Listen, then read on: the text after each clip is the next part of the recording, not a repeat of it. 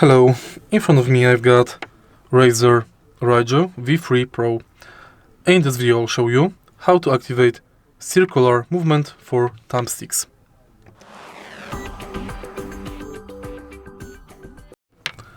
In the beginning, let's go to RAZER Raiju app and go to Thumbsticks. Find Circularity mode and select Standard or Circular. Circular mode smoothens the motion to create more rounded movement. Standard keeps the diagonal directions pronounced.